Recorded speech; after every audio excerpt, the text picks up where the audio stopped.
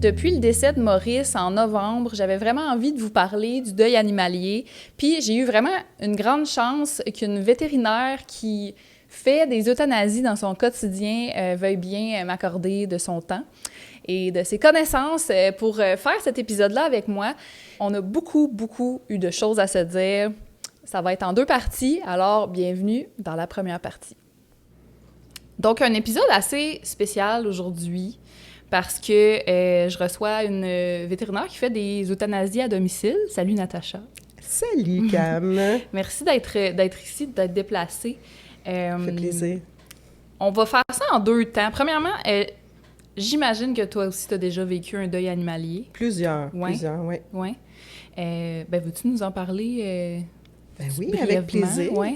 Ben écoute, je suis vétérinaire, comme tu l'as dit, mais ça n'empêche pas que je suis aussi l'humaine de certains animaux qui sont passés dans ma vie. C'est drôle que tu parles de ça parce que justement, cette semaine, quelqu'un m'a posé la question. Donc, heureux hasard. Puis j'essayais de me remémorer justement tous les animaux que j'avais eus là, tout au long de ma vie. J'en ai quand même eu plusieurs. Bon, tu sais, je suis quand même une jeune cinquantenaire. Donc, j'ai quand même eu, plusieurs chats, plusieurs chiens. Puis la question qui m'avait été adressée était plutôt, est-ce que c'est toi qui les euthanasies? C'est ça qui m'a amené à faire aussi le bilan, tu sais, c'était quoi encore les animaux que j'ai eus, puis est-ce que ça doit pas, pour répondre à cette question-là, ça doit pas être toi? Bien, surprenamment, je pense que la réponse serait pas la même pour chaque vétérinaire, mais la mienne, c'est que moi, j'ai toujours euthanasié mes animaux. Ah oui, c'est vrai? Sauf une que je me rappelle qui est décédée de mort naturelle, qui est décédée prématurément. Mais sinon, c'est toujours moi qui ai euthanasié mes animaux. Puis on me demandait justement, mais comment tu fais, puis pourquoi? Bien, en même temps, pour avoir vécu l'euthanasie de Maurice, là, pour ceux qui ne savent pas, là, qui me suivent peut-être pas sur Instagram ou qui ne suivent pas Maurice sur Instagram, Maurice, j'ai dû le faire euthanasier en novembre. Puis c'est la première fois que je vivais ça, une euthanasie, pas un deuil d'un de mes animaux, mais une euthanasie, oui. Puis étonnamment, j'ai trouvé ça assez doux comme processus, personnellement, là. Je m'attendais à... Ben, tu sais, je veux dire, c'était la journée probablement la plus triste de ma vie, là. Mais en même temps, j'ai trouvé ça super doux parce que, tu sais, Maurice, je l'ai vu de bébé à vieillard, puis vieillard malade ensuite. Fait que ça allait de soi. Tu sais, c'était comme... C'était le cours de la vie, puis c'était comme... Ça aurait été probablement pire si, mettons, il y avait eu un accident, puis qu'il y avait 6 ans, mettons, puis que là, il avait fallu l'euthanasier parce qu'il y avait rien à faire. Là. Ça aurait été probablement pire, mais... Bref, c'est ça. J'ai trouvé que c'était assez doux comme processus. Toi, est-ce que les animaux tes animaux à toi que tu as euthanasiés, est-ce qu'ils étaient en fin de vie pas mal? Oui. Ils ont tous eu des problèmes de santé. Là. C'était pas évidemment toujours le même problème, mais toujours des problèmes graves pour lesquels la médecine ne pouvait plus rien puis qu'il y avait de la souffrance. Donc là, je devais prendre cette même décision que les gens que j'accompagne, moi, dans mon travail, doivent prendre.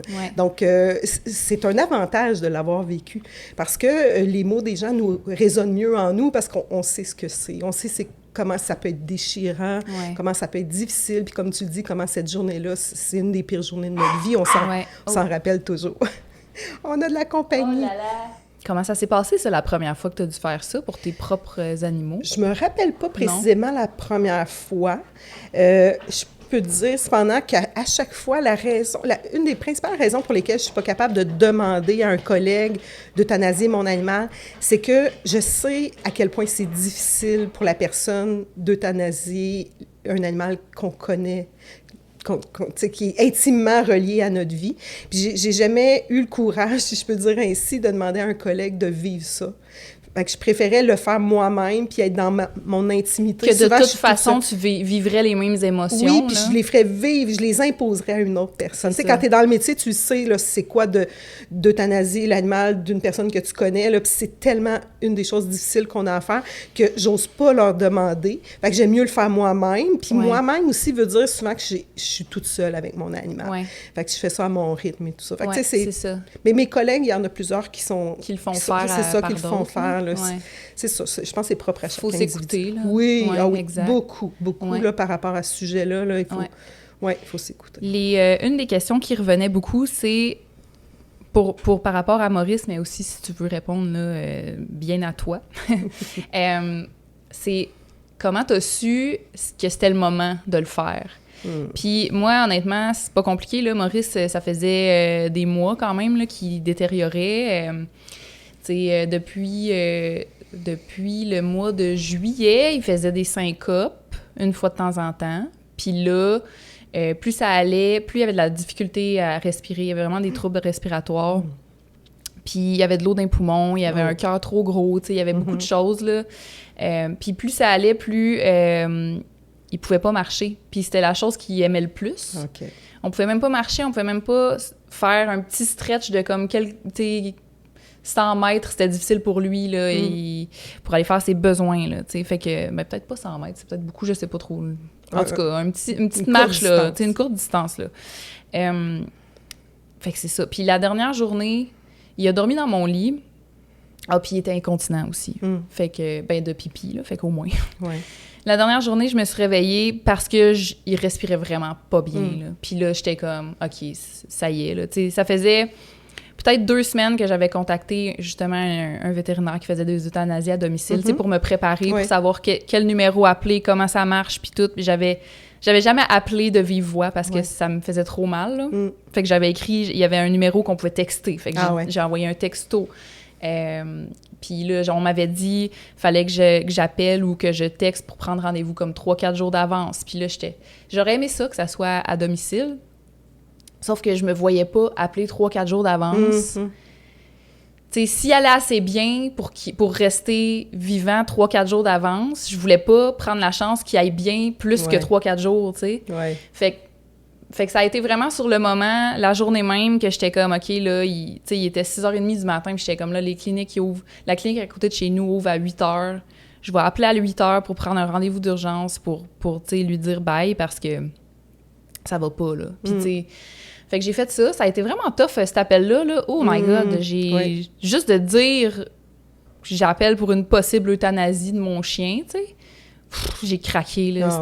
C'était horrible. Ça devenait trop tangible. C'est ça qui arrive. Oh my God! Ça devient réel. Exactement. Quand on prononce pas les mots, on dirait que on croit encore, je dirais, un miracle, je sais pas quoi, mais dès qu'on prononce ces mots-là, là, ça devient cristallisé dans le temps. C'est vrai que c'est très difficile. Fait que là, mon rendez-vous était en début d'après-midi, genre à comme 1h30, 2h, je pense. Puis là, on a fait une belle journée de douceur. J'ai essayé de le faire jouer, mais tu sais, il était tellement fatigué. Il courait, il faisait 3 pas vers un jouet, puis il était content, mais après ça, il me regardait, puis il était fatigué, là, genre, il respirait pas bien, puis ça m'a réconforté dans ma décision, vraiment. Ouais. Puis, fait que c'est ça. Fait que j'étais allée en clinique, moi, pour l'euthanasie, puis j'étais allée à une clinique que je connaissais pas, que j'étais jamais allée encore, parce que moi, ma clinique où j'allais ouvrait à 11h. Fait que je pouvais même pas appeler jusqu'à 11h, puis j'étais comme, c'est impossible, là. Puis en plus, ils sont tellement occupés, eux, souvent, ça m'arrivait d'appeler, puis j'avais pas de réponse au téléphone. Fait que là, je me suis dit, je vais essayer cette clinique-là. Elle est à côté de chez nous. Tu sais, il y a quand même des bons commentaires sur Google. Fait que je me suis dit, je vais essayer ça. Puis finalement, c'est une super belle expérience, là, honnêtement. Tu sais, même si c'était vraiment un moment de poche, là, à vivre, là, mais c'était une super belle expérience. J'ai trouvé que c'était doux. Puis, tu sais, ils m'ont emmené dans une salle privée. Salle d'euthanasie, c'est ça, avec un petit divan, puis tout. Puis, tu sais, Maurice, il s'est fait endormir sur moi, coucher sur moi, puis il s'est mis à ronfler comme un tracteur, comme il faisait depuis toujours. Puis, tu sais, il est vraiment parti en douceur. Puis de le voir décédé, là, mort, là, comme le dernier bisou que j'y ai donné, il était mort, là. Puis j'étais comme, c'est plus Maurice. C'était plus lui. J'étais comme, j'ai donné un bec à, je sais pas, là, sa carcasse. Là. Dans ton cerveau, là, c'était clair, plus lui. Là. Il était parti. Sa petite âme était plus là, puis c'est ça. Fait que là, il me suit partout. C'est beau ton partage là, de ce que tu as vécu. Il y a beaucoup de choses dans ce que tu m'as dit sur lesquelles je voudrais rebondir. Oui, là, parce qu'il y a... J'essayais même de me dire, OK, il ne faut pas que j'oublie de parler de ça, parce que c'était tellement riche en informations. Tu as commencé en me disant comment on fait pour savoir, comment tu as fait pour savoir. C'est ça, parce que moi, c'est mon expérience personnelle, mais il y a sûrement d'autres facteurs. Là. C'est extrêmement difficile, voire, je dirais, presque impossible d'être sûr que c'est la bonne journée. Je tiens à le dire parce qu'il y a beaucoup de gens qui qui se tiraillent, qui se posent des questions, qui n'en dorment pas la nuit. Puis, c'est vraiment lourd. Tu sais, c'est lourd comme décision, ça ne le cachera pas. Ouais. Puis, il y a des situations où la décision, elle est claire comme de l'eau de roche. Dans ton cas, moi, j'appelle ça un certain privilège. Là. C'était clair qu'il ne pouvait pas continuer comme ça. Non, je veux dire, il n'y avait pas d'espoir de guérison. Il était rendu au bout Ouais. de son chemin. Puis encore, j'étais arrivée chez le vétérinaire, puis elle l'a examiné, puis tu sais, elle m'a encore posé la question, est-ce que tu es sûre que tu veux que ça soit ça qui se passe, tu sais? Puis moi, rendu là, j'étais comme, ça n'a pas rapport de retourner chez nous, puis dans une semaine, je revienne pour l'euthanasier, tu sais, rendu là, il n'y a même plus de belle qualité de vie, là. Pour moi, c'était sûr que non, mais tu sais, quelqu'un d'autre aurait peut-être pu faire, OK, je vais le garder encore quelques jours, mais tu sais... Oui, mais force est d'admettre que là, il était rendu ça allait plus, au bout de sa route. Non, c'est ça. Moi, je trouve que... Puis pourquoi j'ai employé le mot privilège, là, il faut bien comprendre ce que je veux dire, c'est que je trouve que les signaux étaient très clairs dans ton cas. Oui, mais puis c'est facilitant pour la prise de décision, même si elle n'est pas facile, elle est très émotive, mais on a comme... Je veux dire, quand on fait ce que j'appelle l'équation, il n'y a pas d'autre solution que de dire il faut que ça s'arrête. Puis on a un privilège en médecine vétérinaire, c'est que ça peut s'arrêter par un moyen, justement, qui est l'euthanasie, qui est un moyen très éthique d'abréger la souffrance d'un animal sans devoir passer par des comités, puis, tu sais, comme en médecine humaine, c'est un peu plus complexe. C'est ça, Maintenant, avec le privilège vient des inconvénients, c'est aussi que des fois, il y a des gens qui demandent l'euthanasie sans raison valable. De là, pourquoi les vétérinaires exigent d'évaluer les animaux avant, ou en tout cas, font au téléphone un certain questionnement pour s'assurer que c'est pas ça la situation. Donc, avec chaque privilège vient ses inconvénients, mais ça, bon, c'est un autre sujet, là, je veux pas trop m'égarer, parce que je vais revenir là-dessus de toute façon. Il y a beaucoup, comme je te dis, beaucoup de choses là, à aborder là, qui sont super importantes. Maintenant, il y a d'autres situations où les signaux ne sont pas aussi clairs, aussi évidents. C'est là que ça devient compliqué. Comme quoi, par exemple? Je vais t'en donner, parce que ça, c'est mon quotidien, puis je vais essayer de donner des exemples concrets aussi pour illustrer ça. Je vais prendre l'exemple d'un chien de grand format, prenons un labrador, disons, puis que ce chien-là, qui aurait une espérance de vie, on va dire, de 10-12 ans, là, plus ou moins, est rendu à 13 ans. Et là, devient tellement invalidé physiquement qui n'arrive plus à se mouvoir sans l'aide de ses maîtres, de ses humains. Maintenant, ce chien-là, si je fais un examen physique, il a peut-être un bon cœur, il a peut-être encore toute sa capacité intellectuelle, il a peut-être juste comme problématique l'incapacité de se déplacer par lui-même. Sauf que dans une famille, peut-être où habitent on va dire, un couple d'hommes qui sont dans fleur de l'âge, en forme, en santé, forts, puis qui ont une maison, qui n'ont même pas d'escalier, ils vont être capables de l'aider en mettant des tapis sur le sol, en l'aidant à soulever, le prendre dans ses bras, tu sais. Ça peut se faire. Mais prenons un autre exemple où c'est un couple de personnes âgées, comme là, j'ai eu récemment un couple, il y avait un grand Danois, le monsieur vient de se faire opérer des 2 hanches. Il a de la misère à se mouvoir. Son chien n'est plus capable de se lever. La limite, c'est le même animal, disons, mais les limites ne sont pas les mêmes.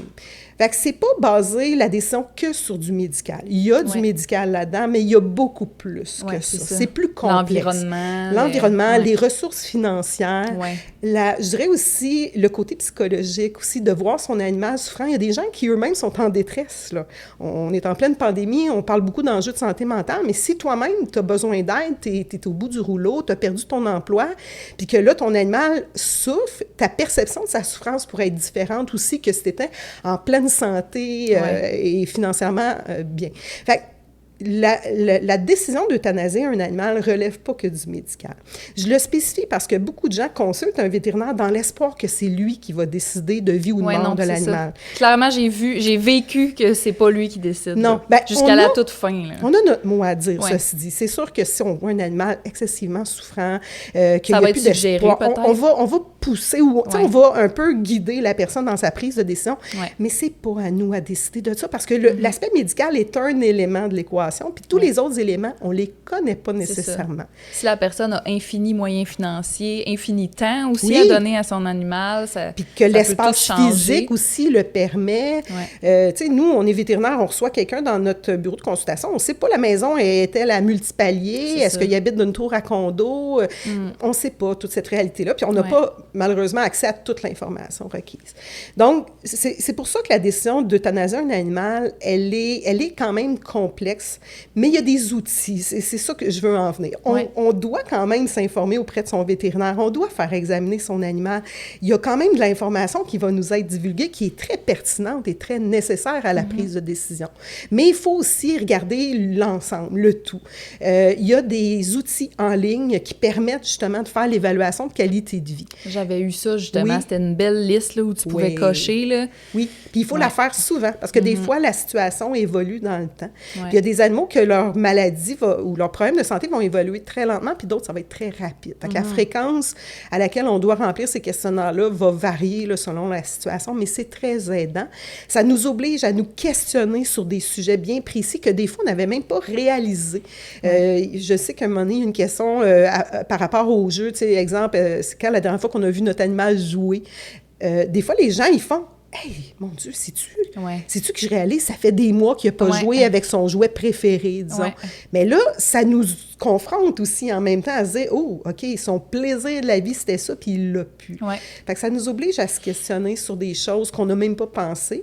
Puis après ça, ça nous permet de le voir évoluer dans le temps aussi. Puis à un moment donné, ce guide-là, c'est sûr qu'on peut tricher dans les réponses, ceci dit. Il y a toujours une part de subjectivité, Ouais. mais ça reste des questions assez objectives que Ouais. si on est honnête avec nous-mêmes puis qu'on y répond, c'est très utile. Puis ça donne une note qui est, je dirais, qui nous donne une perception justement de la qualité de vie de notre animal puis qui nous aide à prendre la décision. Ouais. Fait que moi, j'encourage les gens beaucoup à Ouais. utiliser ça. Non, j'ai beaucoup aimé. Ben, j'ai beaucoup aimé. Non, là, j'ai rien aimé dans tout ça.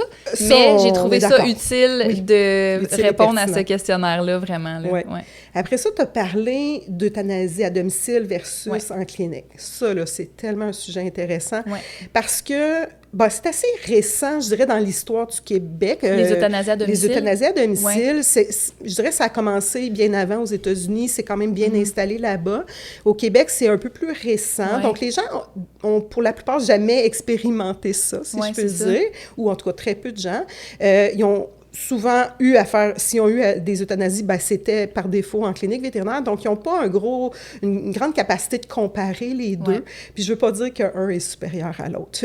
Moi, je fais de l'euthanasie à domicile parce que c'est ma mission de vie. C'est comme ça que j'ai décidé que j'étais la plus utile dans le cadre de mon travail, puis pour aider les animaux et les humains. Mais j'ai pendant 30 ans, euthanasier des animaux dans un contexte de clinique vétérinaire. Fait que je peux voir la différence, mais je ne veux pas dire que l'un est supérieur à l'autre. Ouais. On peut aller en clinique vétérinaire puis avoir une expérience qui est tout aussi respectueuse, Ouais. qui est tout aussi... Je veux dire, mes collègues font un travail extraordinaire. Les nouvelles cliniques sont bâties avec, je dirais, ce souci d'avoir un salon d'euthanasie. Bon, les plus vieilles cliniques, là, les plus anciennes qui existent depuis, exemple, 30 ans, ont peut-être pas cet espace-là. Ils le voudraient sûrement, là. Oui, oui. Mais c'est ça. Mais les ça nouvelles... aide beaucoup là, d'avoir l'intimité Oui. puis le confort pour les derniers moments, Oui, honnêtement. puis tu sais, souvent, Ouais. il va y avoir un divan, il va y avoir... Tu sais, ça va être plus chaleureux Oui, qu'un c'est espace de travail médical. Là. Ouais. Donc, tout est fait pour que ce moment-là soit bien vécu. Maintenant, c'est sûr que malheureusement, la clinique ne peut pas recréer le confort du foyer de l'animal. Ça, je veux dire, même s'ils sont pleins de bonne volonté, c'est pas possible. Puis pour certaines personnes, le fait d'euthanasier à domicile va aussi les aider, eux. Ça va aider l'animal parce qu'il est dans son environnement. Oui. Ça va aider les gens parce qu'eux se sentent plus libres de vivre leurs émotions comme elles viennent, alors qu'en clinique, on est plus dans la retenue, même si on est dans un espace plus lourd. Moi, je n'étais pas dans la retenue. Là, ben, tant mieux. T'as bien fait. J'ai vécu mes émotions, là, oh my God. Malheureusement, c'est vrai qu'il y a beaucoup de gens qui oui, sont je vais pas dire, en 2022, il y a encore ouais. beaucoup de gens, et particulièrement des hommes, ouais. On ne se le cachera pas, qui ont beaucoup de difficultés à se laisser aller dans leurs émotions, alors que quand ils sont chez eux, il y a en tout cas un certain laisser-aller plus facile. J'avoue que ça peut beaucoup aider pour ça. C'est ça. L'autre chose, puis là, on va dire que je prêche pour ma paroisse, mais je m'en excuse, les autres animaux de la famille, on y pense pas, là, mais quand il y a beaucoup de gens qui ont plusieurs animaux, puis on peut pas les amener en clinique vétérinaire. Tu sais, on peut pas débarquer avec le chat, le chien et toute la ménagerie, tandis que l'euthanasie à domicile permet que ça soit, moi j'appelle ça la famille élargie, là, la famille animale autant que la famille humaine. Puis il y a aussi le fait qu'on a moins de limites de nombre d'individus. Bon, là, on va oublier la COVID qui, des fois, met des restrictions plates, mais en temps normal, il reste que, même si on voudrait, dans une clinique vétérinaire, il ne peut pas y avoir 10 personnes qui débarquent dans le salon d'euthanasie. Ben ça rentre même pas, tu sais. Alors qu'à la maison, je veux dire, moi, quand je me présente, il y a des fois des voisins, il y a des amis de la famille, tu sais, je veux dire, je suis déjà débarquée à un endroit où je pensais m'être trompée d'adresse parce qu'il y avait un gros party. Ah oui. Puis là, j'étais comme... Je suis clairement pas au bon endroit, moi, Toutes les personnes que l'animal a aimé étaient là. C'est ça. Il avait décidé de faire un 5 à 7 festif. Il y avait du champagne, des canapés. Tout le monde était joyeux quand je suis arrivée. J'étais comme un peu sous le choc parce que je m'attendais pas à ça. Ça doit être plutôt rare. C'est rare, c'est ça. Mais il reste qu'eux avaient décidé de vivre ça à leur façon. C'est sûr qu'en clinique, il n'y aurait pas pu. Fait que, tu sais, ça dépend toujours comment on voit les choses. Il y a du bon aux deux endroits. L'important, de toute façon, c'est de mettre l'animal au cœur de nos décisions. S'il est souffrant, le plus urgent dans ton cas était qu'il soit euthanasié. C'est ça. Le fait de le faire à la maison, bon, peut-être aurait pu amener certains bénéfices, mais il faut penser au bien-être de l'animal. Tu as pris la meilleure décision. Une difficulté respiratoire, moi, je considère que c'est dans les choses qui font souffrir un animal, je dirais un paramètre qui me pousse, moi, à ce que la décision soit prise rapidement. C'est ça. C'est pas agréable. La fin de vie d'un animal qui est en détresse respiratoire, ça peut ne pas être la fin de vie qu'on souhaite pour notre animal. Fait que quand on sent qu'on a atteint la limite, il faut se décider aussi. Ça. Là. Exact. Oui, c'est ça. Hey, on avait traversé la rue ce matin-là pour ses besoins. Juste traversé la rue. Puis il a fait une syncope. Puis il a fallu que je le rentre en dedans dans mes bras. Je l'ai mis dans mon petit divan à l'entrée. Puis il a fait un... Tu sais, quand il fait une syncope, les muscles sont tous relâchés. Puis il a fait un petit caca. Puis ça, c'était la première fois que ça arrivait qu'il faisait un besoin comme ça à cause de ça. Puis là, j'étais comme, OK, tu sais... Oui, fait que tu observais à quel point... il y avait de plus en plus de signes, là. C'est ça. Oui, ça dépassait la limite de ce que toi, tu jugeais être raisonnable. Puis la limite de un n'est pas au même endroit que la limite de l'autre. Certains pourraient dire, j'écoute son histoire, puis moi, ben j'aurais agi bien avant. Puis d'autres pourraient dire, ah non, moi, je veux dire, tant qu'il y a de la vie, il y a de l'espoir.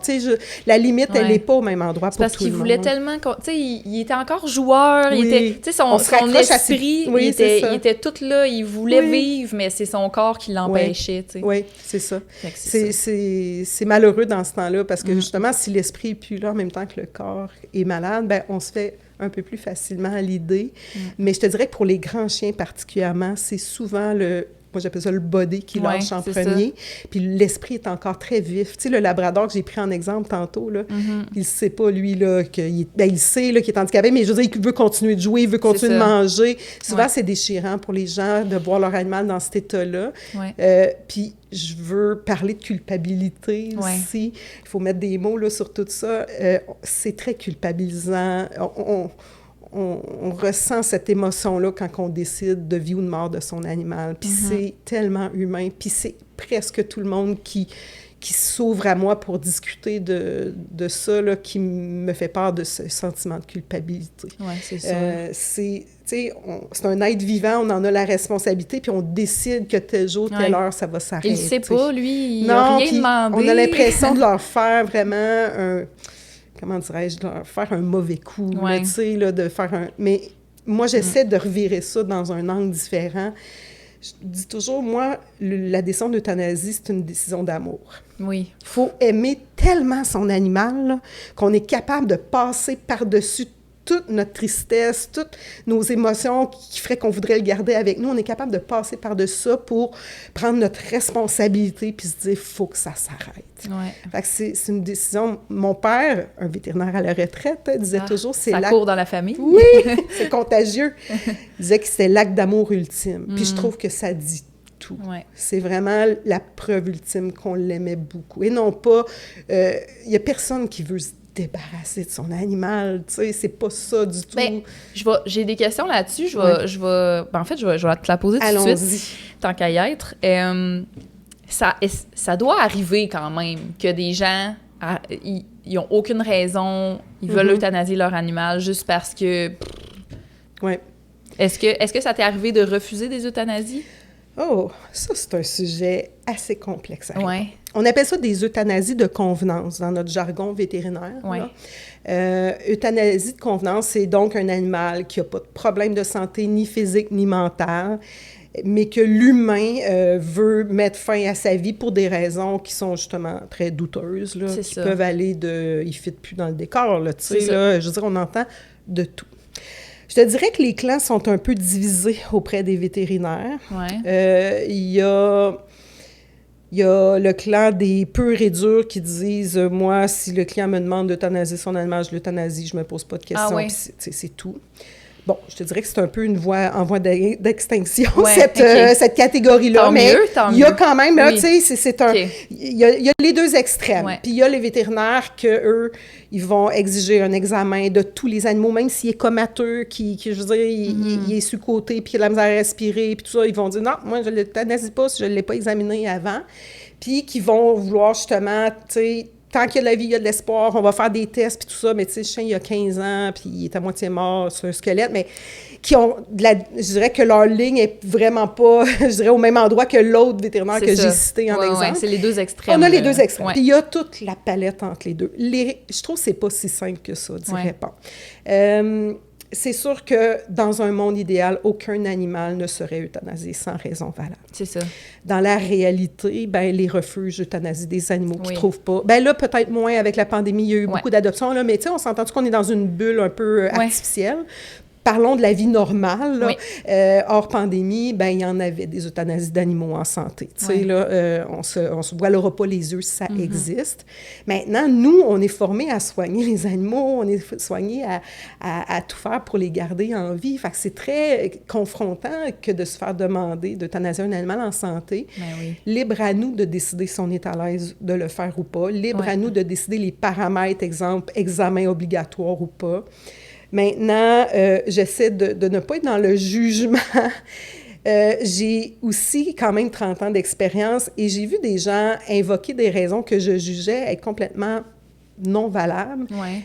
Les rencontrer et me rendre compte qu'ils n'avaient juste pas donné toute l'histoire.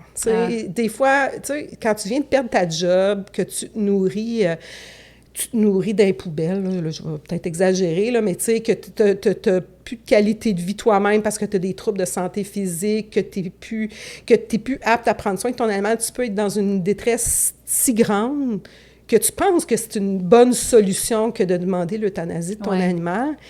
Fait que des fois, quand on prend le temps de s'informer auprès des gens, il y a souvent tout un contexte puis toute une histoire en arrière de ça. Sauf qu'en clinique, on n'a pas toujours le temps de prendre le temps de s'informer. Puis des fois, la personne n'est pas obligée de nous le dire non plus. Fait que on n'a pas toujours accès à l'information. Fait que des fois, de l'extérieur, ça peut paraître des êtres sans cœur qui veulent se débarrasser de leur animal. J'imagine que ça existe.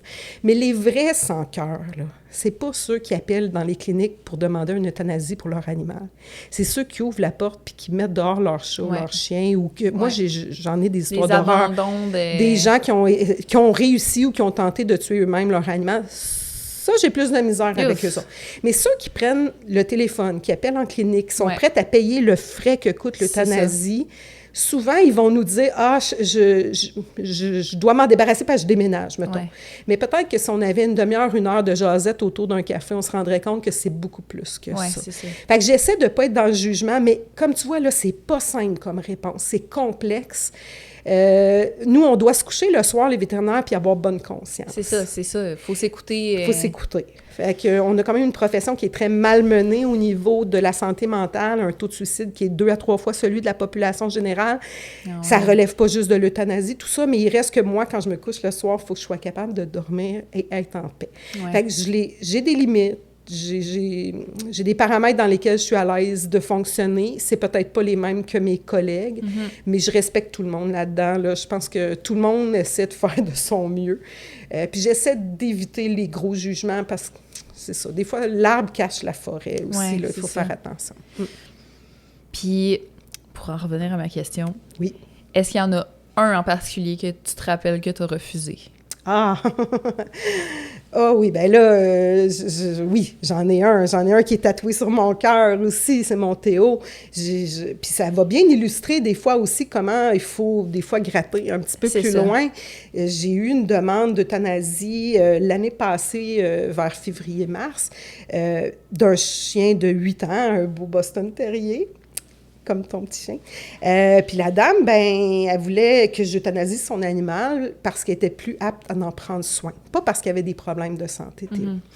Puis moi, j'ai senti une forme de détresse dans ce qu'elle m'écrivait. Je sentais qu'elle elle faisait cette demande-là, mais que c'était pas vraiment ça qu'elle voulait. Elle m'avait écrit un courriel. Moi, je fonctionne beaucoup par courriel. Fait que j'ai pris le temps de l'appeler puis de discuter avec elle. Puis je me suis rendu compte qu'effectivement, elle voulait pas vraiment donner la mort à Théo, mais était comme en manque de solution. Ouais. Finalement, ça a donné que moi, je cherchais un chien adopté. Bon. Fait que j'ai adopté Théo. Fait que je l'ai sauvé de l'euthanasie. Je peux pas faire ça avec toutes les gens qui me demandent, évidemment. Non, c'est ça. Mais l'histoire ne se termine pas là. Théo est donc entré dans ma vie, un chien formidable, tous les Boston Terriers le sont de toute façon, un beau chien de 8 ans que tout le monde aimait. Puis, j'avais demandé à la dame, en fait, un commun accord, elle continuait de le garder à l'occasion qu'elle allait suffisamment bien pour ça. Puis, donc, on a gardé contact et quelques 7, 8, 9 mois plus tard, bien, sa situation a changé à cette dame-là. Elle n'était plus aussi mal prise, je peux dire. Là. Ses problèmes de santé qu'elle ne pouvait pas gérer seule, bien là, c'était fait un compagnon de vie. Puis bon, ce compagnon-là avait une maison en campagne avec un labrador. Tu sais, toute une autre vie. Et là, j'ai senti que peut-être elle voudrait reprendre Théo. Parce que là, ses problématiques n'étaient plus là. Ouais.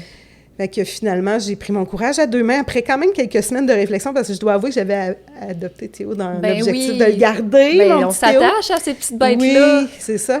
Puis finalement, ben quand j'en ai parlé, c'est ce qu'elle espérait pouvoir le reprendre. Elle n'osait pas me le dire par respect, tu sais, quand même pour la situation. Fait que Théo est retourné chez sa maman. Puis il vit une très belle vie. C'est ça le plus important. Oui, moi, absolument. Je me suis dit, Théo, je pensais l'avoir avec moi pour toujours. C'est pas le cas, mais je veux dire, dans le fond, je voulais sauver ce chien-là. Je voulais qu'il ait une belle vie. C'est ce qu'il y a. C'est ce qu'il y a. C'est parfait. Fait que c'est ça le plus important.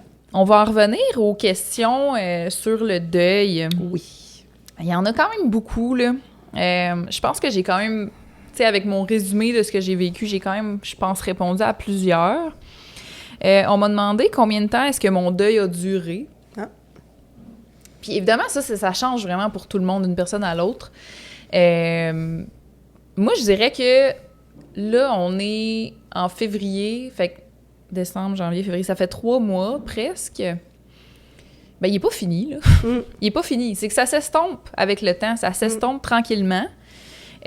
Puis c'est sûr que il y a beaucoup de gens aussi qui m'ont demandé est-ce que ça t'a aidé dans ton deuil d'adopter un autre chien, de commencer le processus d'adoption et tout, puis 100%. Oh mon Dieu, tellement. Moi, je faisais le deuil de mon meilleur ami, mon petit garçon, tu sais, je faisais... Un membre de la famille. C'est exactement, tu sais, il était tellement de choses pour moi, Maurice. Je faisais le deuil de non seulement sa petite personne, mais aussi de mon mode de vie. Puis je me voyais pas... Je trouvais ça tellement vide chez nous, ça n'a pas de sens. Je peux pas... La présence. C'est ça. Je peux pas avoir d'animaux. J'ai eu des animaux toute ma vie depuis que j'ai 8 ans. Puis là, je me ramassais pas d'animaux. C'était pas possible. C'était pas possible. Fait que dès que j'ai pris la décision d'adopter le petit Schubert, ça m'a beaucoup, beaucoup apaisée. Dès le moment où j'ai écrit à l'éleveur puis qu'on a commencé les démarches, ça m'a vraiment beaucoup apaisée. Mais je dois dire là, que je pense que j'ai eu un bon 2 semaines de quasi-dépression. Ça allait vraiment pas. Je pleurais à chaudes larmes. Puis le pire moment, là, je pense, là, dans mon deuil suite au décès de Maurice, c'était la première nuit. Je me suis réveillée au milieu de la nuit, puis d'habitude, il dormait à côté de moi. Puis c'était tellement vide, là. Mon cœur était vide, là. On dirait que j'avais je tombais dans le vide. Ça se pouvait pas, c'était trop vide. Oh, c'est touchant ce que tu nous dis. Oui. J'ai le moton. Ouais. Oh. Ouais, j'ai tellement braillé cette première nuit-là. Là. Oh, Seigneur. Puis tu sais, mon chum, il était là à côté de moi, il me rassurait puis tout, mais il y a rien qui peut... Il n'y a rien qui pouvait... Il ne pouvait pas combler ce vide-là. Non, là, non, ça se pouvait pouvait juste pas. être là, mais il ne pouvait pas remplacer. C'est ça. Puis tu avais à vivre quelque chose aussi. Ouais. C'est plate, mais c'est quelque chose qu'on a beau essayer de s'en sauver, si je peux dire, du deuil, ça nous rattrape. T'sais, il faut vivre comme ça vient. Ouais. Je pense que c'est ça le plus important. Là, j'ai vraiment vécu mes émotions comme ils venaient. Puis j'ai été très chanceuse aussi parce que j'ai un entourage qui est très compréhensif et qui comprenait tout l'amour que j'avais pour ce petit animal-là, tu sais. Il voyait à quel point... je faisais tout avec. Je travaillais avec, tout. Il dormait à côté de moi, on allait en paddleboard ensemble, tu sais, Vos vies étaient imbriquées l'une dans l'autre. Fait que c'est sûr que, tu sais, la séparation était difficile. C'est ça. Ouais. Mais tu parles d'un sujet vraiment important, puis c'est pour ça, entre autres, que j'ai accepté ton invitation à venir parler de ce que je fais. C'est que le deuil animalier, c'est encore très tabou. T'es chanceuse d'avoir un entourage qui était à ton écoute, qui te jugeait pas, qui essayait pas de transformer ton deuil en autre chose, qui respectait tes émotions, puis toi, tu te permettais, parce que tu te sentais capable de le faire, tu étais dans un safe space pour le faire, mais c'est vraiment pas pour tout le monde. C'est vrai. On me témoigne souvent de toutes sortes de situations que je trouve déplorables. Tu sais, les gens sont invalidés dans leur deuil. Puis souvent, ça part pas nécessairement d'une mauvaise intention de la personne, c'est qu'on sait tellement pas quoi dire à une personne endeuillée. Des fois, on dit quelque chose, puis on serait mieux de se la fermer, là, en fait. Là, tu sais. Si tu sais pas quoi dire, dis rien, fais juste être présent. Puis si tu dis quelque chose, assure-toi que c'est pas invalidant, tu sais, que t'es pas en train de minimiser ce que la personne vit. Parce que oui, c'est peut-être juste, entre guillemets, un animal à tes yeux, à toi, parce que tu le connaissais pas, parce que c'était pas un animal qui était dans ta vie, mais cette personne à qui tu parles, c'était tout pour elle. Fait que si tu invalides ça, c'est comme... c'est pas la... En tout cas, je pense pas que c'est la façon d'aider cette personne-là. Tu pourrais ne pas comprendre ce qu'elle vit, mais va pas lui dire que ce qu'elle vit est pas important puis que c'était juste un animal. C'est pas vrai. C'est ça. C'est pas ça. C'est pas... Moi, là, de ma vision à moi, mon animal, c'est une personne. C'est vraiment une personne. C'est comme ça que je me suis rendu compte, justement, dans ce processus-là. Mes animaux, c'est des personnes. Je les vois comme des amis, des personnes, des... Exact. Moi, je n'utilise pas le mot personne, j'utilise membre de la famille. Oui, exact. Juste pour éviter de tomber peut-être dans l'anthropomorphisme où là, l'animal devient humain, puis là, on lui donne on lui donne des, je sais pas comment le dire, mais tu sais, des capacités humaines qu'il n'a pas nécessairement. Ne serait juste, il y a des émotions, mais il n'y a pas la même palette d'émotions que nous, on peut avoir. Et ainsi de suite. Mais il reste que je comprends ce que tu veux dire. Il y avait une place importante. Vraiment. Là. Tout autant que pouvait l'être. Il y a sa petite personnalité, il y a ses petites habitudes. Tu sais, c'est... Oui. Mais ça, c'est un sujet que je trouve que si on peut...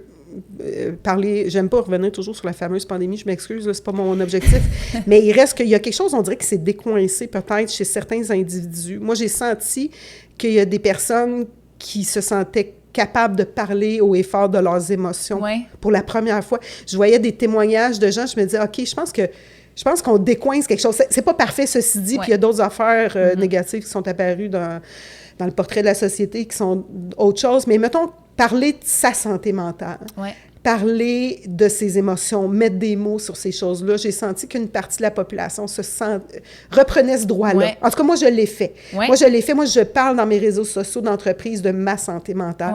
Je le dis quand j'ai des moments plus difficiles, pas pour me plaindre, plus pour donner le droit aux autres de faire la même chose. Quand j'arrive chez... Donner le bon exemple. Oui, c'est ça. Puis, je veux revenir sur une chose, je sais pas, tu as dit de quoi à un moment donné, puis ça m'a fait penser, c'est vrai, il faut que j'aborde ce sujet-là. Quand on nous forme, nous, les soignants, là, je parle des soignants, c'est pas que les vétérinaires, là, je parle médecins, infirmiers, tous ceux qui sont dans ce type de travail-là. Je sais pas si on nous l'enseigne ou c'est juste dans les façons que ça nous est amené, l'information, je me rappelle pas, mais on nous incite à prendre nos distances par rapport à la personne ou l'animal qu'on soigne, d'être en retenue, tu sais, comme si on doit contrôler nos émotions puis pas trop s'investir auprès de l'autre pour se protéger. C'est comme ça que ça nous est amené. Moi, je veux déconstruire ça aujourd'hui. Oui, parce que ça en était une des questions. Oui, parce que les gens se demandaient justement comment réussis-tu à créer une distance émotive avec ton travail pour protéger ta santé mentale? Bien, c'est super la question qu'elle soit posée. Puis tu vois, je suis en train de prendre les devants. Oui, vas-y. J'en mets pas de distance. J'ai comme réalisé, à travers les années, ça me revenait... C'était pas comme ça au début, là? Non. Au début, moi, j'ai été formée à l'université. Je suis sortie avec cette idée-là que je devais me protéger. C'est ça. Puis pour me protéger, que je devais avoir une distance, puis que mes émotions, je devais les garder pour moi, et ainsi de suite. C'était comme ça que j'avais été formée. Puis c'est comme ça que j'ai approché le marché du travail et tout ça. Puis au fur et à mesure que je vivais des expériences, pas nécessairement qu'au travail, dans ma vie personnelle, bien là, je commençais à me rendre compte que ça... Pour moi, là, je vais parler aux jeux, là, ça faisait pas de sens. Bien, c'est comme tu refoules tes émotions, finalement, puis où tu les vis après dans ton temps personnel, ça n'a pas de sens. Pareil. Puis en quoi le fait, mettons, de faire une distance va annuler ces émotions-là? Je les ai pareilles. En quoi je peux pas... Tu sais, c'est une relation d'aide qu'on a. Je pense que moi, je suis une accompagnatrice, je veux pas une distance. Puis accompagner les gens à distance, ça marche pas. Tu sais, tu marches à côté de quelqu'un quand il a besoin d'aide pour marcher, tu y prends le bras, tu t'en vas pas à l'autre bout de la pièce. Moi, ça faisait plus de sens, tout ça. Et à un moment donné, là, quand j'ai évolué, puis j'ai démarré mon entreprise, puis là, mon entreprise, au début, elle faisait pas que de l'euthanasie à domicile. Je faisais d'autres types de services. Mais là, à un moment donné, je me suis rendu compte que moi, c'était juste ça que je voulais faire, l'euthanasie à domicile. Je voulais libérer tout mon agenda pour que quand quelqu'un me contacte, là, je fais signe d'un téléphone, mais les gens m'écrivent, quand les gens me rejoignent, que je sois disponible. Parce que justement, si je remplis de vaccins ou de d'autres rendez-vous, puis quelqu'un a besoin d'une euthanasie en urgence, là, tous mes rendez-vous sont déjà pris, je peux pas répondre aussi rapidement. Ceci dit, à un moment donné, il y a quand même une limite. Je peux pas être toujours disponible. Mais il reste qu'en libérant mon agenda que pour ça, je permets à un plus grand nombre de personnes d'y avoir accès. Puis c'était comme ça que je me sentais bien. Parce que sinon, il y avait plein de personnes qui me contactaient pour une euthanasie et que je devais leur dire non. Moi, quand je disais « je veux me coucher le soir puis dormir en paix », là, ça m'empêchait de dormir. De dire non à des gens qui voulaient un service. Là, je suis encore des fois obligée parce que, mettons, quelqu'un me contacte aujourd'hui, bien, c'est sûr, je suis à Montréal, je peux pas aller... Il y a une limite, mais, tu sais, c'est ça, je suis capable de vivre. Mais quand j'ai décidé que je faisais que de l'euthanasie à domicile, je me suis dit « OK, comment tu vas faire pour survivre maintenant psychologiquement? » Puis une des décisions que j'ai prises, c'était tes émotions, tu les vis comme elles viennent. Les humains que tu vas rencontrer, le moment que tu vas passer avec eux, là, tu fais partie de leur famille. Tu es au même niveau qu'eux autres. Puis je suis sûre que ça fait du bien aussi aux propriétaires des animaux. Bien, premièrement, ils n'aiment pas personne se faire bullshitter. Fait que si je jouais un rôle que je ne suis pas, les gens, ils sentent que tu n'es pas toi-même. Là, j'arrive chez eux et je suis 100% Natacha Barrette. Autant avec les qualités que les défauts, là, tu sais, tout le package complet arrive. Je m'ajuste, évidemment, j'impose rien. Là. Si je vois des fois que je veux parler puis que les gens sont plus dans l'émotion, puis ils sont plus en retenue puis ils veulent pas trop qu'on discute, je discute pas. Mais si je vois qu'ils ont de l'ouverture, on parle, ils vont beaucoup me raconter la vie de leur animal, je vais avoir du plaisir à l'écouter. Je suis vraiment dans le moment présent, puis j'accueille tout ce qu'ils me disent, puis j'essaie vraiment là, d'être un membre de la famille, comme je disais. Puis je prends plus cette distance. Là, je parle pas de distance avec la COVID et tout ça, je parle de distance psychologique, évidemment. Je suis avec eux pour vivre ce moment-là, puis si j'ai le goût de pleurer, je pleure. Il y a juste le moment où je procède techniquement à l'euthanasie, où là, moi, il faut être concentré. Je veux dire, je suis comme un Olympien sur le bout du tremplin qui s'apprête à sauter. Là, il n'y a plus rien qui compte. Je suis très focus. Je ne pense qu'à ça. Il n'y a plus d'émotion. Mais avant et après, là, je suis avec eux à 100%. Puis je me suis rendu compte que pour moi, c'était la seule façon d'y arriver. Puis, sais-tu quoi? J'ai entendu à Radio-Canada une interview d'un oncologue américain à New York qui a fait un film, en tout cas une histoire un peu bizarre, extraordinaire en même temps. Et il parlait de son travail, puis de gens qui accompagnent, malheureusement, qui ont des cancers incurables. Et il y a la même approche. Ah oui? Là, je dis, OK. Fait que ça sent... De plus en plus de gens je veux dire, se rendent compte que ça va mieux de cette façon-là, en fait. C'est ça. puis lui-même faisait état que c'était comme ça qu'il voulait que les choses se fassent. Ceci dit, est-ce que ça veut dire que tous les vétérinaires pourraient faire de l'euthanasie à domicile ou de l'euthanasie à temps plein, si je peux dire, là, que ça, comme moi je le fais, je pense que non. Je pense qu'il y a des gens qui ne seraient pas bien. C'est ça, c'est beaucoup, là, quand même. C'est que, comme je dis souvent, il y a des vétérinaires qui sont excellents, mettons, pour faire de la chirurgie orthopédique, ou mon amie Sarah, qui est oncologue vétérinaire, son chum, qui est neurologue vétérinaire, ils sont super hot dans ce qu'ils font. Je leur confierais mon animal n'importe quand pour le problème X, mais probablement qu'ils ne seraient pas à l'aise de faire de l'euthanasie parce que leurs skills, leur personnalité, comment ils fonctionnent dans leur travail, leur ressemblent, puis ça colle au type de travail qu'ils font. Moi, les émotions, parler de deuil, c'est pas quelque chose qui m'effraie, c'est quelque chose que je plonge dedans. C'est ce qui a fait que tu as choisi de faire ça à temps plein. C'est ça. Je me suis rendu compte que c'est là où je performais. Je suis pas capable de réparer un genou, je suis pas capable de réparer une fracture, mais je suis capable d'accompagner les gens dans ce moment important de leur vie. Fait que c'est pour ça que j'ai décidé de mettre à profit cette capacité-là que j'avais, qui est propre à moi, puis c'est comme ça que je me sens bien. Il faut juste que je fasse attention parce qu'il y a quand même des risques pour ma santé mentale à travers tout ça. C'est sûr. Fait que je fais quand même très attention, puis c'est ça, je m'ouvre aux gens. Quand je sens que je dépasse une certaine limite, je me donne le droit de prendre une pause, puis ces choses-là. Prendre des vacances, là. Décrocher, comme ce week-end. Tu sais, ton invitation, je me suis dit, parfait, je vais aller passer un week-end à Montréal, je vais me gâter, tu sais, je récupère la situation. C'est super. Les gens se demandaient, c'est quoi les étapes d'une euthanasie à domicile? OK. Les étapes. Je vais parler encore une fois au jeu parce que j'ai des collègues dans la région de Montréal, Rive-Sud, tout ça, qui peut-être ne procèdent pas exactement avec les mêmes... il y a des choses qu'on a, des incontournables, là, mais il y a quand même des étapes peut-être qui sont propres plus à moi. Dans mon cas, les gens me contactent via courriel. J'ai choisi ce moyen-là parce que tu en as parlé tantôt, tu l'as évoqué, appeler, là, c'est trop difficile. Oh mon Dieu! C'est difficile. Fait que moi, je trouve qu'avec les technologies d'aujourd'hui, les gens peuvent me rejoindre à toute heure du jour. Ça ne veut pas dire que moi, je suis là pour répondre à toute heure du jour, mais eux peuvent écrire quand ils sont prêts. J'ai beaucoup de gens qui m'écrivent la nuit en passant. Quand je me lève le matin, là, j'ai plein de courriels qui sont rentrés la nuit ou très tôt le matin. C'est quand tu te couches ou tu es dans ton lit, puis là, tu as juste ça, tu as juste à penser. Oui, c'est ça. D'ailleurs, je pense que le texto que j'avais envoyé pour l'euthanasie à domicile, c'était tard le soir, genre à 11h30 le soir. C'est ça. Fait que je trouve ça le fun que les outils d'aujourd'hui permettent aux gens de prendre le temps de m'écrire. Puis des fois, il y en a même qui me disent « J'ai commencé à t'écrire, j'ai arrêté, puis j'ai recommencé plus tard. » Fait qu'ils le font à leur rythme. Puis moi, je leur retourne. Souvent, au départ, c'est plus des questions un peu aussi des fois techniques dans le sens est-ce que j'ai des disponibilités, combien ça coûte et tout ça. Fait que je retourne un courriel. Mais le courriel, je l'ai fait vraiment là pour répondre à peu près à toutes les questions qu'une personne peut avoir. J'ai même fait un vidéo que là, ils me voient à l'écran expliquer toute la procédure. Fait que, tu sais, j'essaie déjà d'engager aussi une relation avec eux. Puis ça met un visage familier. Après, quand tu arrives à la maison pour le jour J. Oui, puis je leur explique aussi que je vais les tutoyer, les appeler par leur prénom.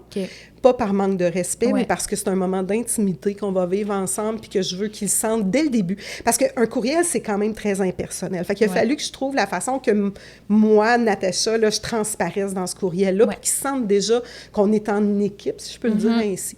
Fait qu'il y a toutes les explications qui leur sont données, ainsi de suite. Après ça, ils prennent rendez-vous. Des fois, justement, ça presse, un peu comme toi. Des fois, c'est urgent de la même journée. Toi, tu as la capacité d'offrir quelque chose de plus urgent, là, parce que j'ai fait le choix de ne faire que ça. Si je faisais autre chose en même temps, c'est là que je te dis ça serait un peu plus compliqué. Ça implique cependant qu'il y a des matins, je me lève et j'ai aucun rendez-vous dans mon agenda parce que tout est tout grand ouvert. Puis ça pourrait se booker. Mais ça peut se remplir dans le temps de le dire. Puis dans le milieu de l'euthanasie aussi, il y a beaucoup de gens qui changent d'idée. Ils ont décidé de, mettons, tel jour, puis là, arrive le jour, puis là, ils disent « Oh non, il y a comme un regain d'énergie, je vais attendre. » Puis c'est correct. Moi, je suis... il faut que toi, tu sois prête. Ben Fait oui. que les gens, ils bougent les rendez-vous. Tout ça. Ouais. Fait qu'il faut une grande, grande souplesse. Fait que, bref, mon agenda, il est ouvert, je place les rendez-vous, ça bouge constamment. Moi, je compare ça à la crypto ces temps-ci. Ça monte, ça descend, ça monte, ça descend, ça s'en va dans toutes les directions. Mon agenda a l'air de ça, mais je vis très bien, ça colle à ma personnalité, c'est pas un problème. Après ça, bon, je me rends chez les personnes. Je mets beaucoup de temps à chaque rendez-vous. Ouais. Je mets pas beaucoup de rendez-vous dans une journée. Ouais, c'est ça. Parce que je veux pas que personne se sente pressé, puis parce que moi, je veux pas faire ça comme on Ben ferait non. ça à la chaîne. Ben Tu sais, non. le genre, Hey. ah ouais, Fait il faut que que j'y aille, j'ai une quelqu'un qui journée, m'attend, puis... Une grosse journée, ça serait quoi, 2? Bon, mon idéal Ouais. serait 2. Ouais. Un le matin, un l'après-midi. Ouais. Mais entre mon idéal puis la vraie vie, des fois, c'est 2 choses. Ouais. Parce que justement, je peux avoir déjà 2 rendez-vous, mais là, il arrive quelqu'un, tu sais, qui me contacte, puis là, finalement, il faut que j'aille. Fait que des fois, ça joue entre 0 et la plus grosse journée que j'ai eue, c'est 6. Ah oui, quand même. 6, là, je te le dis, je l'ai fait parce que ces animaux-là en avaient besoin. étaient C'était dus, urgent, là. ça ne Ouais. pouvait pas attendre, Ouais. mais c'était au détriment de ma santé mentale. Cette journée-là, C'était trop difficile. c'est beaucoup trop, c'est difficile. Je me donne tellement aussi à chaque visite qu'à un moment donné, je suis épuisée. Ouais, 6, ça c'est se exceptionnel, c'est rare, mais c'est déjà arrivé. Puis c'est arrivé quand même quelques fois, mais tu sais, le moins possible. Fait que l'idéal serait 2 là, par jour, Ouais. pour que j'ai vraiment le temps qu'il faut. Là. Puis que C'est surtout ça. pour eux, pour qu'eux puissent... J'ai des gens, des fois, qui veulent bercer leur animal pendant 1 heure. Je peux pas les interrompre puis Mais dire, non. il faudrait que j'y aille. Fait que c'est...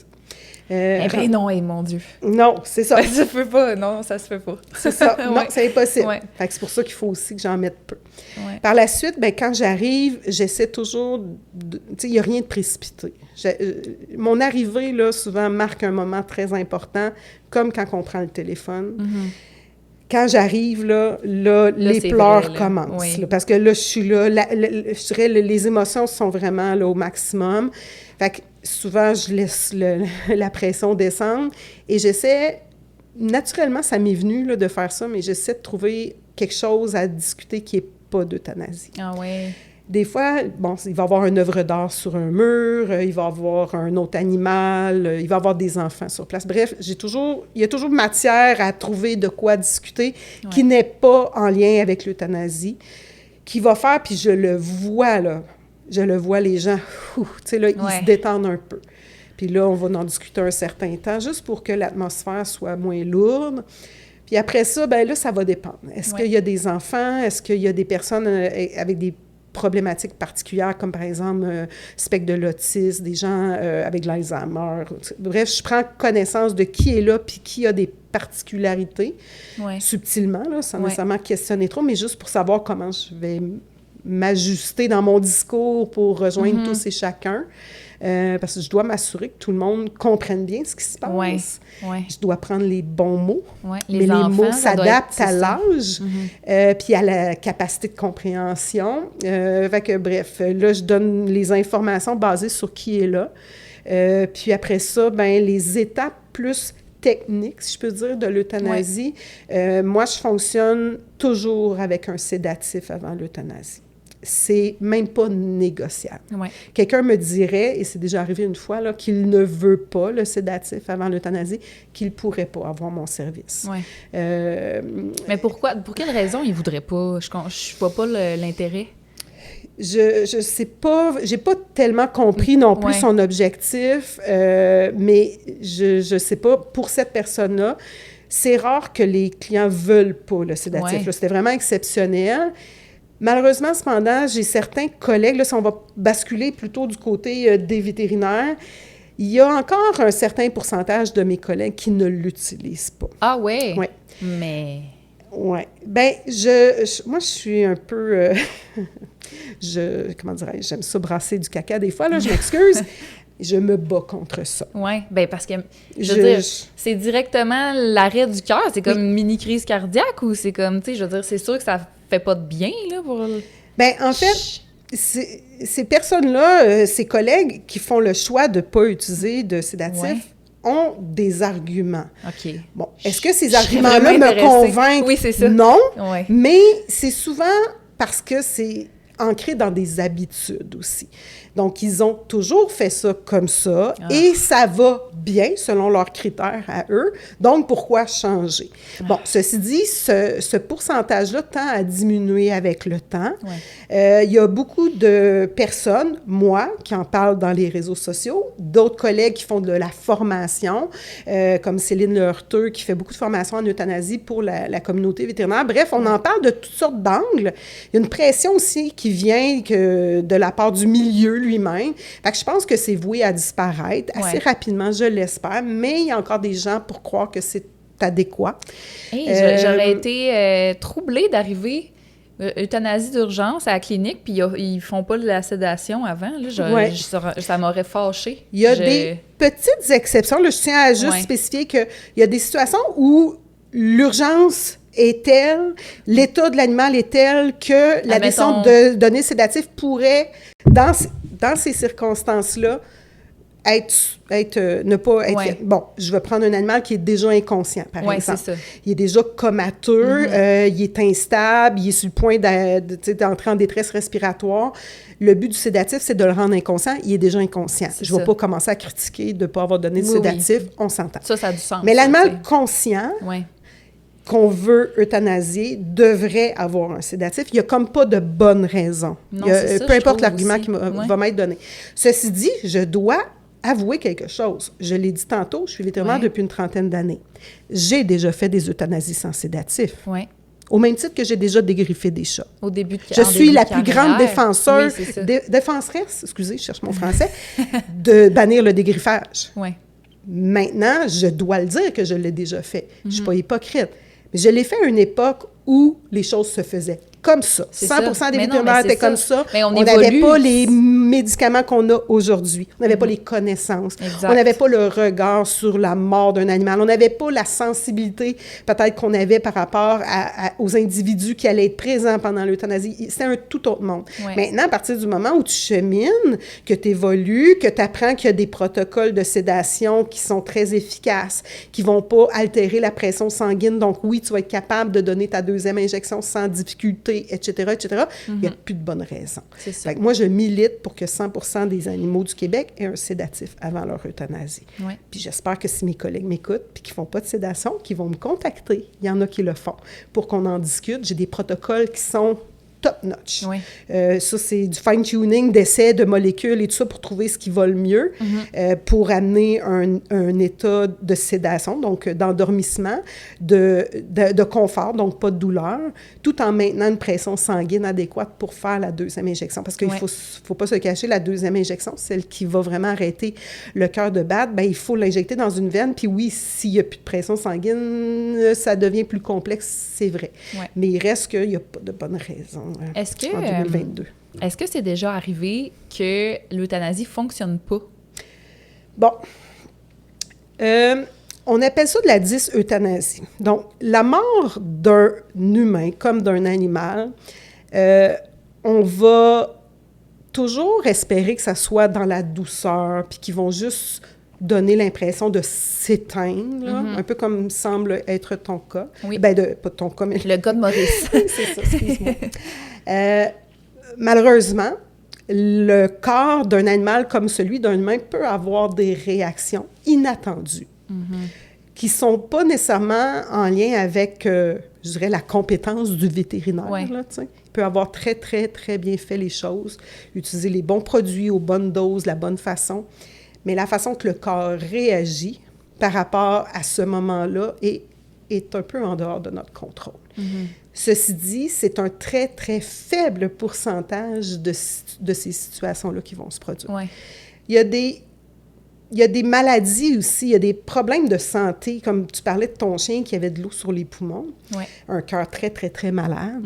Quand on donne le sédatif, ça peut être la goutte d'eau qui fait déborder le vase de ce cœur-là.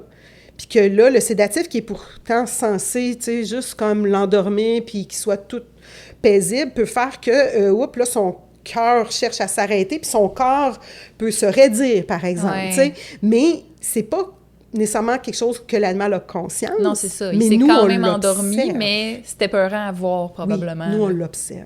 Puis il y a aussi des mouvements post-mortem qui peuvent se produire. Post-mortem veut dire après la mort. Il n'y a plus de battement cardiaque, il n'y a plus de vie dans l'animal, mais il peut encore bouger. C'est très perturbant lorsque ça se produit. Nous-mêmes, les vétérinaires, on ne veut pas que ça se produise, mais c'est quelque chose qui n'est pas sous notre contrôle. L'important, je dirais, comme vétérinaire, c'est d'accompagner les gens dans ce moment-là. Si ça arrive, t'expliques, puis... C'est ça. L'avantage, quand je fais l'euthanasie à domicile, c'est que je suis toujours près des gens tout le temps. Je suis jamais très loin. Donc, si ça arrive, ils ont l'opportunité de me questionner ou moi, je le vois, je l'explique. Souvent, je reste quelques minutes après que j'ai déclaré le décès. Je reste quelques minutes à côté ou très proche à regarder ce qui se passe au cas où.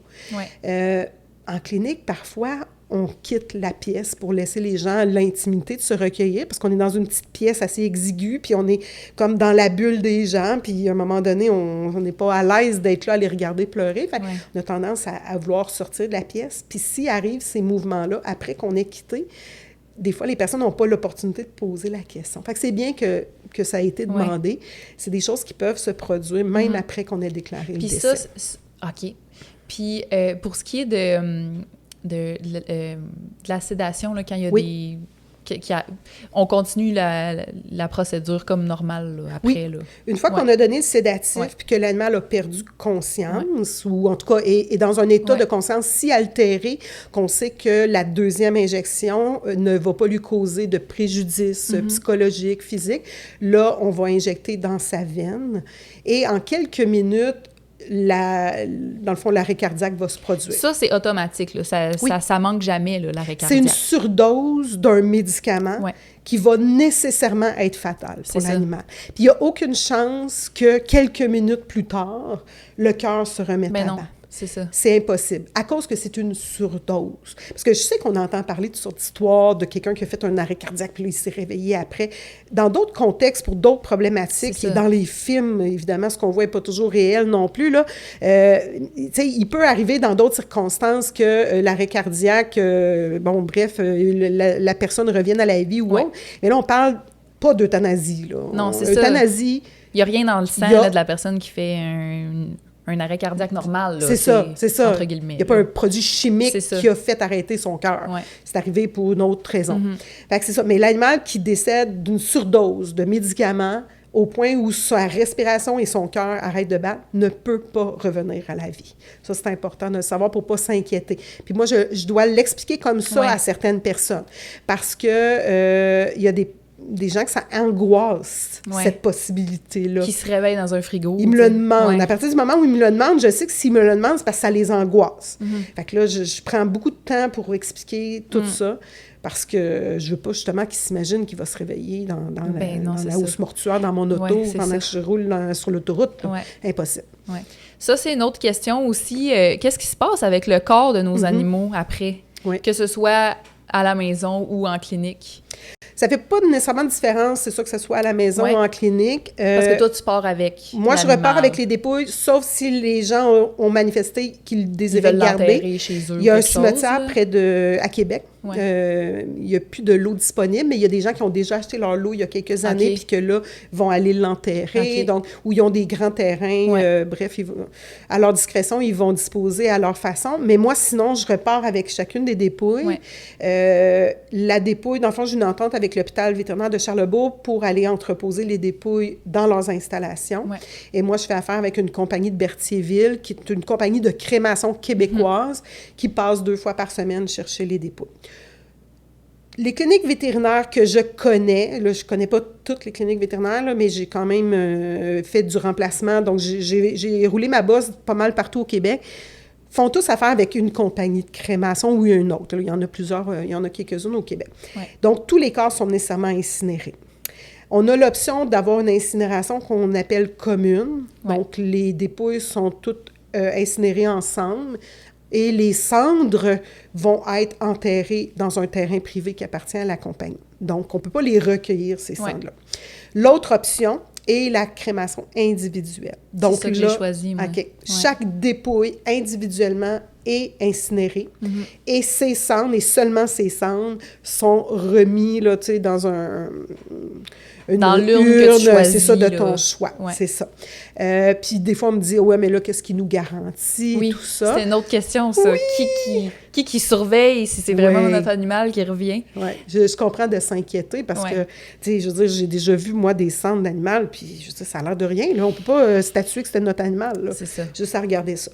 Bon, moi, j'ai choisi la compagnie Incimale de Berthierville. Là, je fais pas de publicité, je la nomme parce que, bon, tu sais, je veux que les gens sachent de qui je parle.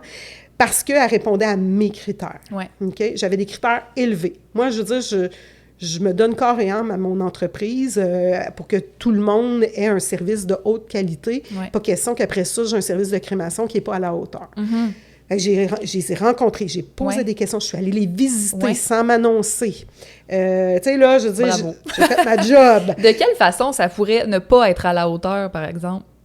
Je me demande. Ben, moi, j'ose espérer que les compagnies de crémation du Québec ont toutes des standards, mais il n'y a rien, je dirais, qui les surveille comme tels.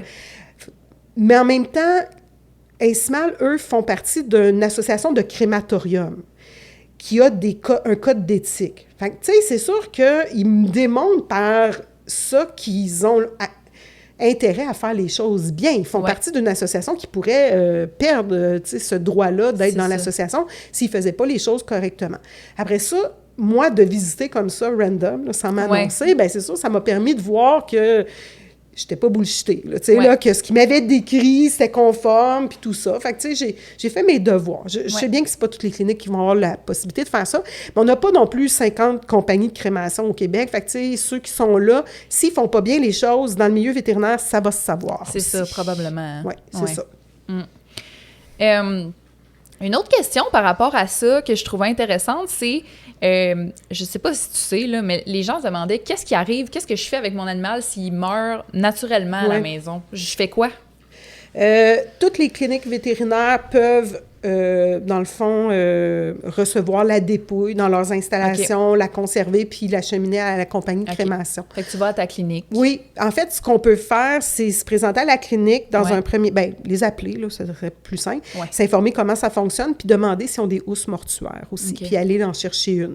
La housse mortuaire Eutabac, c'est un produit québécois, justement, une grande fierté pour nous. C'est une housse qui permet de mettre la dépouille de façon, je dirais, vraiment respectueuse. Puis elle est étanche aussi. Bon, j'aime pas donner ce genre de détails un peu scabreux, mais il reste qu'un animal, après son décès, peut relâcher ses sphincters. Oui. Donc, mettre dans la housse permet le temps du transport, à tout le moins, tu sais, qu'il n'y ait pas de dégâts dans le véhicule. C'est ça. C'est sûr que si c'est un petit format d'animal, on peut aussi prendre une boîte, installer au fond d'une boîte un sac de plastique, et ainsi de suite, puis déposer la dépouille dans une couverture, puis transporter assez simplement. Mettons que c'est un chat ou un petit chien. C'est juste que quand ça commence à être un gros format, là, ça devient un peu plus complexe. Fait qu'une fois dans la housse, bien, elle est faite aussi pour qu'on puisse transporter même un très gros chien en tenant chaque extrémité de la housse sans qu'elle déchire. Ça va jusqu'à 185 livres. Non, tu veux pas, là, transporter ton animal mort puis qu'il tombe à terre parce que ça déchire, là. Oui, c'est ça. Fait que cette housse-là, elle permet, tu sais, à la fois d'avoir le respect, avoir l'hygiène, je peux dire, puis transporter d'une façon qui est quand même à la fois respectueuse puis pas dangereuse non plus, qu'on se blesse le dos, tu sais, c'est quand même bien fait. Puis après ça, ben la clinique va prendre en charge la dépouille, va faire soit une crémation commune ou individuelle, là, comme si on avait fait l'euthanasie. Oui. Bien, ça a été... quand Maurice a commencé à être malade, justement, c'était... Je me disais, d'un coup qu'il meurt, je fais quoi? J'avais jamais eu de réponse avant aujourd'hui, fait que merci. Ah, ça fait plaisir. J'ai même des clients qui vont acheter d'avance la housse. Tu sais, quand ton animal est en fin de vie, que tu sais que ça peut arriver, ben ça peut être une bonne idée que d'avoir déjà à la maison la housse, ne serait juste pour pas avoir cette anxiété-là à gérer, de se dire, mais s'il meurt, je vais faire quoi? On l'a déjà. Ça veut... C'est sûr qu'on n'aime pas ça. C'est pas le genre d'achat qu'on tripe à aller faire. Mais là. non, c'est Mais clair. c'est d'être prévoyant. Puis en même temps, je trouve que pour notre santé mentale, de savoir qu'on est bien préparé, tantôt on va parler de deuil, là, d'être bien préparé, je trouve que ça aide, ça favorise un deuil qui se passe bien. Mais tellement. Oui.